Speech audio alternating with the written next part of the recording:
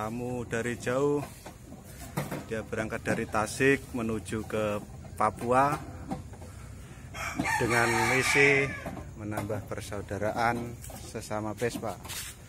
Ini dia orangnya, namanya siapa Bang? Bang Ajis. Ajis dari Tasik. Masih perbaiki tangki. Sekarang posisi sudah sampai di Flores di Maumere, dan rencana mau nyebrang ke Kupang lanjut ke Sulawesi dan Papua.